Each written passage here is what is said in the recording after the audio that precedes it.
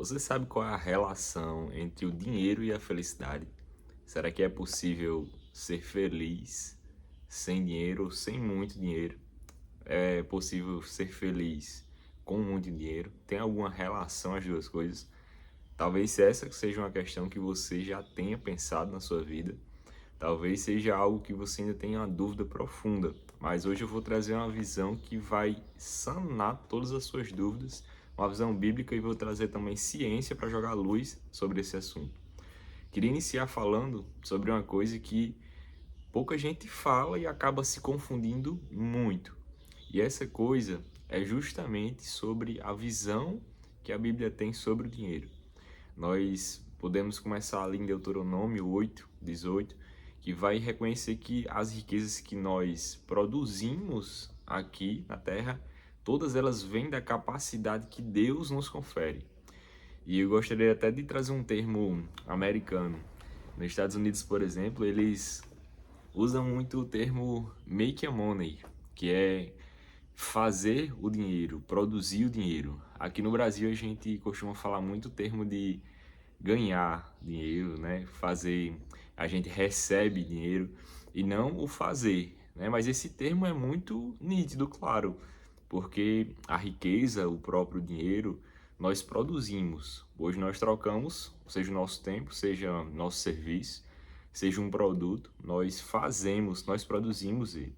E a Bíblia reconhece que essa capacidade de produzir essas riquezas, produzir esse dinheiro, vem totalmente de Deus. E algumas pessoas às vezes confundem isso. Às vezes acham que é uma coisa que é propriamente nossa, simplesmente nossa, mas antes de nós, né, a questão do ato e potência, antes de sermos ato, existe uma potência, né, que é Deus. Então ele nos dá essa potência, essa capacidade para produzirmos essa riqueza. Isso é um ponto muito básico, que evita muitas confusões, né? A Bíblia não vai condenar jamais o dinheiro. É uma das palavras mais utilizadas na Bíblia. Você já sabia disso? Dinheiro é uma das palavras mais utilizadas na Bíblia. Então a Bíblia não condena em si o dinheiro, mas ela condena uma coisa que é o amor ao dinheiro. Paulo escreve a Timóteo na primeira carta, lá no capítulo 6. Se você quiser se aprofundar, você vai ler que ele escreve sobre o amor ao dinheiro ser a raiz de todos os males. Mas por que ele disse isso? Olhe comigo esse racional. Paulo estava dizendo aquilo por quê? Porque a pessoa que busca com amor, com uma paixão, com algo muito profundo o dinheiro, essa pessoa vai acabar se deleitando em muitos desejos. Porque o dinheiro vai lhe abrir muitas possibilidades, vai dar muita capacidade de fazer muitas coisas. Logo, ele vai ser imerso em muitos desejos, e é isso que vai fazer se perder na fé, perder também a crença, a capacidade de crer também que Deus é o provedor, e vai se achar super suficiente, autossuficiente. Então, o amor a esse dinheiro vai sucumbir o homem, vai levá-lo à desgraça, segundo Paulo escreve a Timóteo. Uma coisa que eu queria trazer também é em Lucas 12, o rico sem juízo, quando o próprio Jesus fala isso, que ele diz que tem um certo homem rico e ele acumula muitas riquezas, acumula muitas coisas, tem muitas terras, tem muitas fazendas, e ele costuma acumular e guardar, porque ele diz, eu vou guardar porque eu vou me sentir um homem muito próspero, muito rico. E aí Jesus diz que tolo é esse homem, porque se ele morrer amanhã, para quem ficou? Quem vai usufruir de tudo isso que ele acumulou? Né? Então, é uma visão bíblica sobre o acúmulo das riquezas em si, e que acaba sendo tolo quando nós acumulamos riquezas aqui materialmente, porque o nosso tempo, o Cronos, o tempo para nós, ele é finito. A própria Bíblia fala que nós vivemos uns 80 e poucos anos ou mais, né? E aí a gente vê isso na prática. A expectativa de vida hoje, ela não passa dos 80 anos, no máximo um pouco mais de 80 em países com IDH mais elevado. Então, nesses, supondo 90, vou até arredondar para cima, 90 anos de vida, É o mais interessante a gente viver para 90 anos, sendo que temos a eternidade, né? Por isso que a Bíblia fala em Mateus 6,19 que não ajuntemos riquezas aqui na terra, mas ajuntemos tesouros no céu, onde a traça não corrói, nem a ferrugem, ladrões não roubam, tesouros no céu, no céu. Outra coisa que eu queria trazer é uma visão científica sobre a relação entre satisfação e dinheiro, uma relação sobre felicidade e dinheiro. E preste bem atenção, porque isso é ciência, não é achismo, não é opinião, mas é ciência. Existe uma teoria chamada lei da utilidade. E essa lei da utilidade vai medir o nível de satisfação com base no nível de consumo. É o nível de satisfação com base no nível de consumo. E essa lei diz o seguinte, que quanto mais a gente consome, quanto mais a quantidade de consumo, de acúmulo, menos satisfação. Então é um gráfico que vem inversamente proporcional. E aí vou te dar um exemplo que é muito claro, muito claro. Suponha que você tenha o desejo de comer uma barra de chocolate. Você gosta muito de chocolate. Se eu te der, no momento que você está desejando uma barra de chocolate, você vai sentir que aquilo foi muito útil. A utilidade foi o máximo. Se eu te der logo imediatamente uma segunda barra de chocolate, você vai sentir que massa, foi bom também, mas menos útil do que a primeira. Se eu te der uma terceira barra de chocolate, você naturalmente vai sentir foi útil, mas não quanto a primeira, não quanto a segunda. Se eu te der outras seguidas 5 barras de chocolate, aquilo para você talvez já não consigo mais comer, já comi demais, não queria. Ou seja, essa última barra de chocolate que eu te dei seria como se fosse inútil. Isso que diz a lei da utilidade, que quanto mais a gente consome, menos satisfeito a gente fica. Quanto mais acúmulo a gente tem, menos satisfeito a gente fica. Mas talvez você ainda esteja pensando, será que, meu Deus, será que realmente acontece comigo? Se eu acumular, de fato, se eu chegar naquele nível, eu acumulei bastante, será que eu vou realmente não estar tão satisfeito? Né? E eu vou trazer uma visão aqui que pode mudar sua mentalidade totalmente sobre esse tema. É um racional que o dinheiro ele é ferramenta. E aí você vai pensar comigo numa analogia muito simples, tratando como ferramenta.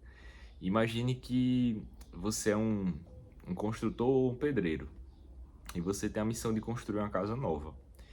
Só que aquele lugar que você vai construir essa casa nova tem uma casa antiga, então você precisa demolir.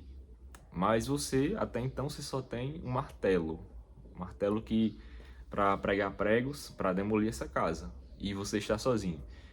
Você vai, obviamente, gastar muita energia para demolir algo que é bem maior do que a capacidade que você tem, sim ou não? Então você, de repente, vai ganhar uma marreta, ou seja, uma ferramenta melhor, e aí você já vai ter uma capacidade maior.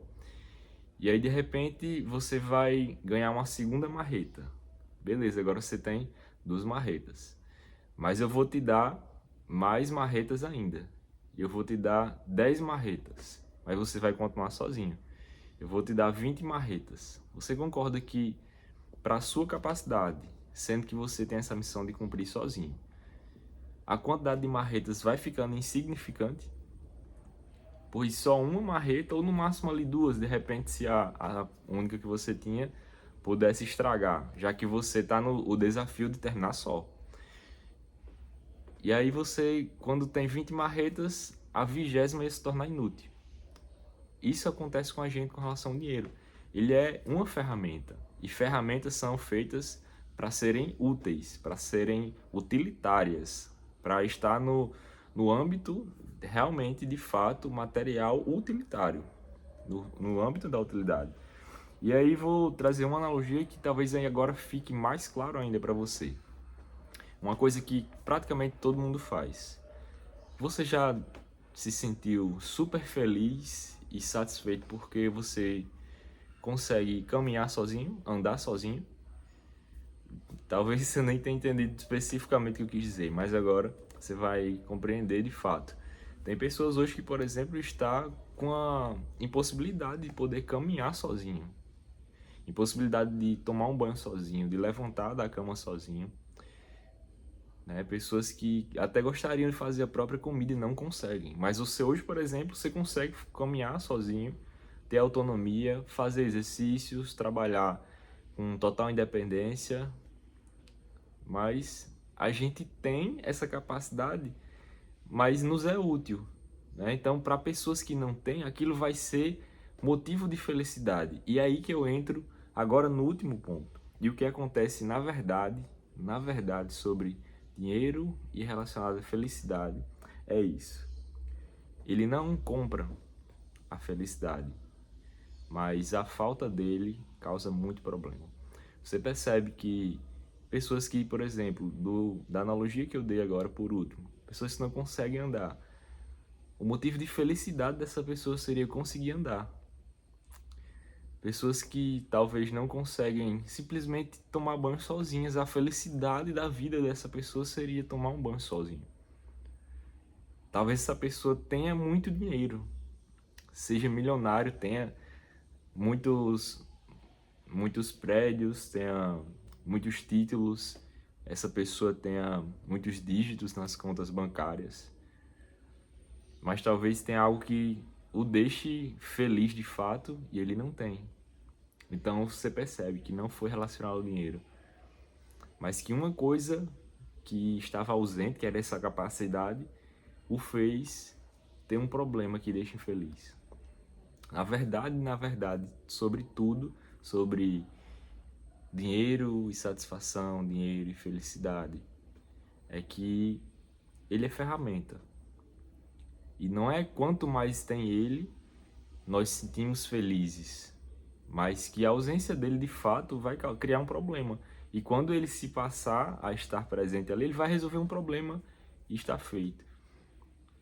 Como a gente viu, a Bíblia fala isso, que a capacidade de tudo isso vem de Deus. E o nosso primeiro passo para isso, para resolver em nós mesmos, em nosso coração, sobre essa relação, que nos leva às vezes a confiar mais em nosso braço, nas riquezas em si, no dinheiro mesmo, nos leva a de fato confiar em Deus, porque Ele nos provê capacidade para fazer, produzir o dinheiro, não é ganhar, receber, né? E eu finalizo falando justamente sobre um dado que aqui no Brasil, por exemplo, 60% dos divórcios, eles são em virtude da falta de dinheiro. E olha o que isso causa, o problema. Então, não é simplesmente dizer que o dinheiro também não traz algo que seja bom, porque a existência do problema está associada à ausência do dinheiro. Então, você vê que não é da vontade de Deus que os casamentos sejam desfeitos. Por isso o dinheiro não é mal, mas o amor ao dinheiro, sim, ele é mal e vai trazer também problemas, tá? Então o dinheiro não traz felicidade, o dinheiro é ferramenta.